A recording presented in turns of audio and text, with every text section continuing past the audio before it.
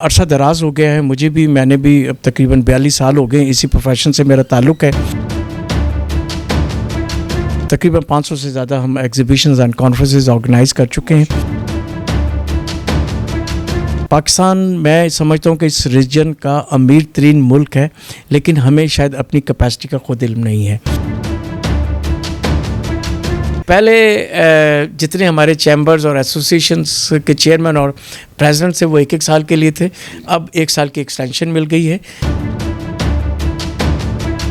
السلام علیکم ناظرین، نظام ٹی وی نے آپ کو ہمیشہ اچھی شخصیات سے اور ہمارا ایک احمد شور سے ہی رہا کہ ہم نے پازیٹیو امیج آف پاکستان دکھایا۔ آج ہمارے ساتھ ایک ایسی شخصیت موجود ہے جن کے دل میں پاکستان کی محبت کوٹ کوٹ کے بھری ہوئی ہے، اور مزے کی بات یہ ہے کہ ان کی جو تھرڈ جنریشن ہے وہ بھی پاکستان کی خدمت میں مصروف عمل ہے۔ ہم اس وقت موجود ہیں خورشید بدلا صاحب کے پاس اسلام آباد میں، اور یہ پاکستان میں ایگزیبیشن کے اور بزنس ایکٹیویٹی کے بانی ہیں، اور ان سے بڑا کچھ سیکھنے کو ملتا ہے۔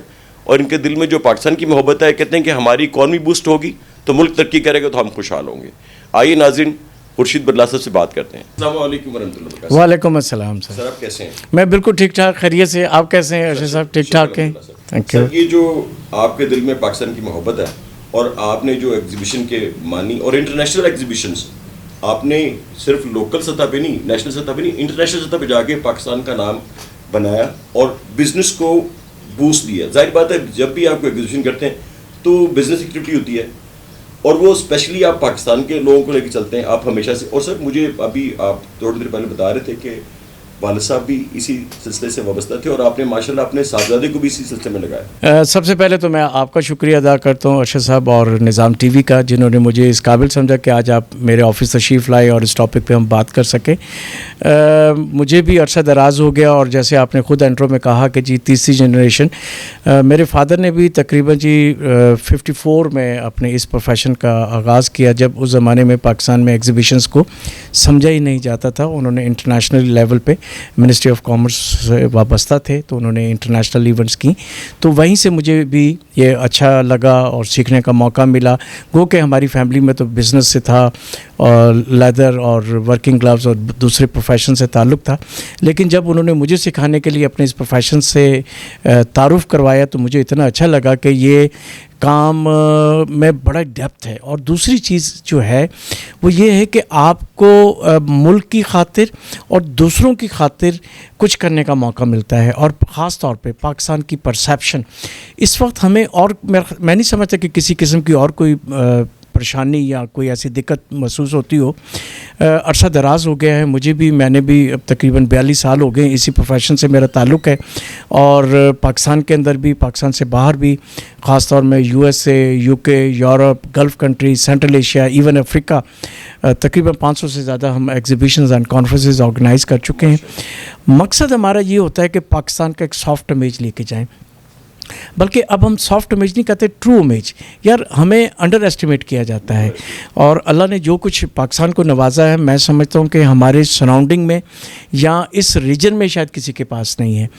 پاکستان میں سمجھتا ہوں کہ اس ریجن کا امیر ترین ملک ہے، لیکن ہمیں شاید اپنی کیپیسٹی کا خود علم نہیں ہے۔ دنیا نے ہماری ویلیو کو اور اہمیت کو سمجھ لیا ہے، اسی وجہ سے وہ ہمیں سکون میں نہیں بیٹھنے دیتے، وہ ہمیں انگیج رکھتے ہیں تاکہ ان کی صلاحیت اور کسی طریقے سے انٹرنیشنل ایکسپورٹ یا انڈسٹری میں مرکوز نہ ہو جائے۔ تو الحمدللہ سر، میں نے 82 میں ہمارا جو برانڈ تھا میڈ ان پاکستان، پہلی ایگزیبیشن ہم نے کراچی میں کی، پھر 83 میں بھی وہاں کی، پھر اسلام آباد میں کی، لاہور فورٹرس 10 سال میں کرتا رہا۔ مقصد یہ ہوتا ہے کہ جی ہم پاکستان کے برانڈ کو پاپولر کر سکیں۔ یورپ اور امریکہ میں ہمیں ڈبل چیلنج ہوتا ہے، اپنی پروڈکٹ کی ایکسیپٹیبلٹی اور مارکیٹنگ بھی کرنی ہے، اور پاکستان کے بارے میں پرسیپشن بھی پازیٹیو پورٹری کرنا ہے۔ اور اب ہم نے ساتھ ساتھ کیا کیا ہے، اب ہم نے پاکستان کی ٹورزم پہ بھی ساتھ ساتھ فوکسڈ ہو گئے ہیں کہ پاکستان کے اندر جو ٹورزم انڈسٹری کو ساتھ رکھتے ہوئے ٹورزم انویسٹمنٹ کے مواقع کیا ہیں وہ ہم کریں۔ ابھی ہم اسپین میں اپنا ایک ڈیلیگیشن لے کے جا رہے ہیں، यूके में हमारा जनवरी में है, फरवरी में हम जद्दा करने जा रहे हैं, वो टूरिज़म इन्वेस्टमेंट के ऊपर काम कर रहे हैं। बड़े बड़े ब्रांड्स इंशाल्लाह साथ जाएंगे ताकि जो पाकिस्तानी डायस्पोरा, क्योंकि वो यहाँ अब शायद इन चीज़ों से अब थोड़ा सा दूर होते जा रहे हैं कि जी हमें कोई 10 मरले 5 मरले या 1 कनाल का घर, वो चाहते हैं कि जी किसी 5 स्टार होटल में हम इन्वेस्टमेंट करें और रेगुलर बेसिस पे हमें वहाँ से आमदनी भी आए और एक आध महीना हम अपने बच्चों के साथ वहाँ पर छुट्टियाँ भी इंजॉय भी कर सकें और छुट्टियाँ भी गुजार सकें। तो इस तरीके से अब हम वो करने जा रहे हैं। फिर मेरे साथ अल्हम्दुलिल्लाह चारों सूबों की बोर्ड ऑफ इन्वेस्टमेंट से बलूचिस्तान को ज़्यादा फोकस किया हुआ है, क्योंकि बलूचिस्तान के अंदर अल्लाह ने इतनी मादनियात और इतना ज़ख़ीरा और ख़जाना दिया हुआ है कि उसको अब हम अभी तक उस तरह उस लेवल पे एक्सप्लोर नहीं कर सके। अभी हमारी जो 10 फरवरी को जो हमारी जद्दा में है वो है ही मिनरल्स और हाइड्रो पे इन्वेस्टमेंट के ऊपर कॉन्फ्रेंस, और साथ हमने टूरिज़म एक्सपो साथ रखी है। तो मकसद ये होता है कि जी राइट इन्वेस्टर्स राइट डायरेक्शन पे हम उन तक सही पैगाम पहुंचा सकें। तो बस ये पाकिस्तान का हमने एक झंडा और एक एजेंडा उठा रखा है।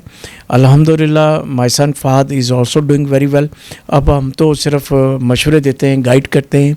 अब आगे नई जनरेशन हमसे बेहतर काम कर रही है और हमारी भी ख्वाहिश ये होती है कि जहाँ आपके पेरेंट्स ने काम छोड़ा है, आने वाली नस्ल वहाँ से स्टार्ट ले और उसको एक नेक्स्ट लेवल पे लेके जाए।